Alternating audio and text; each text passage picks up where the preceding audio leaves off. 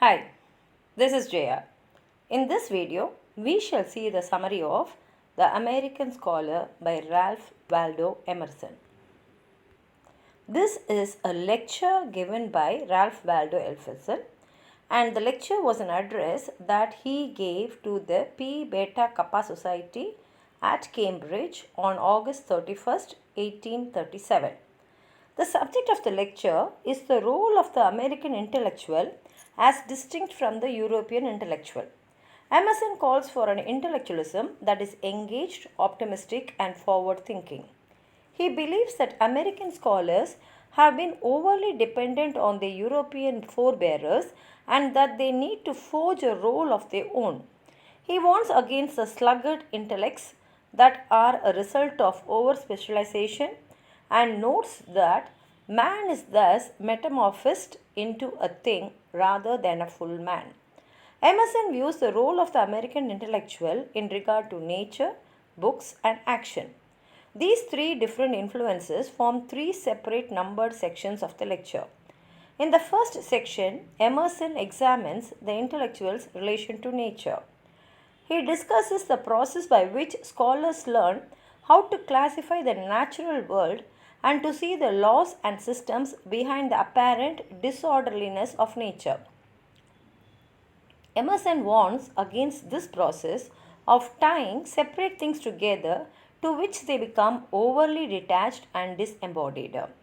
He urges instead that the intellectual learns how to see the natural world as a reflection of his own soul and its laws as being equivalent to those of the human mind. In the second section of his lecture, Emerson discusses what he sees as the American intellectual's ideal relation to books and warns against an overly reverential and backwards looking approach to literature. He reminds us that earlier lauded writers such as Cicero, Locke, and Bacon were the only young men in libraries when they wrote those books. While acknowledging the inherent sacredness of old books, he sees a grave mischief in whose colleges and fields of study being devoted to the study of these books. He believes that such institutions can breed a timid and cautious brand of intellectual and instead calls for a less fearful approach to both writing and reading. He reminds us that every book must speak of its time and that every book is human and flawed. He believes that the intellectual who leads a full and vigorous life, that is, a life apart from books, will bring more to his reading and his writing. This leads Emerson to the third section of his speech involving the importance of action in the life of the American intellectual.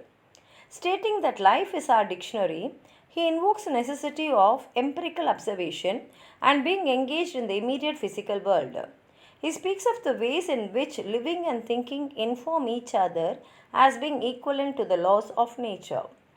Emerson then turns his attention to what he sees as the duties of the American scholar. These duties are democratic and individualistic in nature. He emphasizes the importance of self-trust for an intellectual and the necessity of ignoring what is fashionable.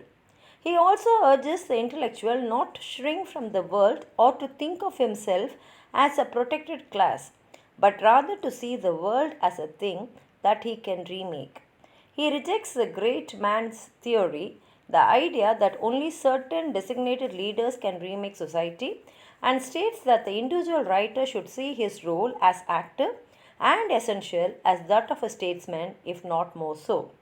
In the final part of the essay, Emerson turns his attention to his immediate time. He sees cause for hope in what others have decried, the increased emphasis in society on the individual, and the increased attention paid to the near, the low, the common. His belief that the world is not a finished separate thing, but is a continual flux and a reflection of man's consciousness. This is a short summary of the American scholar. If you have anything more to add on to what I've said, please write it in the comment box. Like the video, share it with your friends, and if you have not subscribed my channel, please subscribe and support. Thank you.